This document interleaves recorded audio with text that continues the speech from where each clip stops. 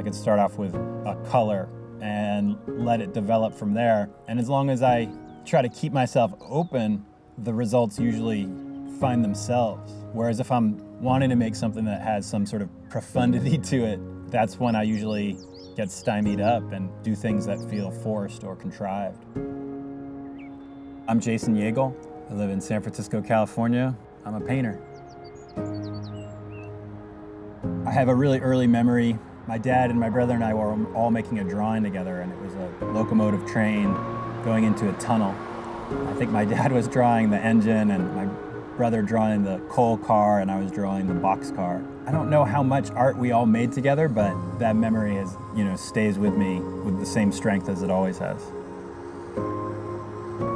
For me, art has been something that allows me to be alive, allows me to function in the world, to maintain some sort of equilibrium, and to have a place to express myself that doesn't need me to be anything other than what I am in my perfectly mistaken form.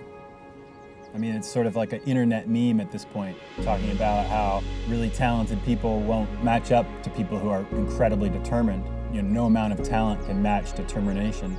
You have to be talented and determined. It's the people who are hungry who really seem to going into places that they're not comfortable with, not resting on any previous kind of styles or ways of working that have come before. That to me is sort of one of the most essential things, as an artist myself. I'm really striving to find something like the ways I worked or the mindset of who I was when I was in my early 20s. Because there was something so essential and important about having all of this desire and need to express myself and not really having any established means to do so.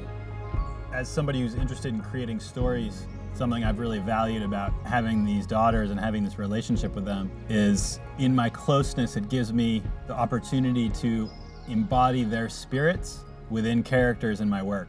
One other way that I was thinking about it was, you have these two young female characters, one with a sword, one with a book, and they have this beast, this kind of big orange cat-like creature that is clearly on their team. All of the characters within the mural could represent different aspects of a person's persona. There's the inward person who's reading, there's the outward person who's raising up this shining sword, there's the animal protectorate, there's the kind of happy-go-lucky but dark shadow creature on the side with a hat, and there's other kind of, there's kind of a lurker in the background and other levels of abstraction. Definitely one of my goals in making this mural was to represent the way that I regard color and how important the act of mixing colors is to my studio practice.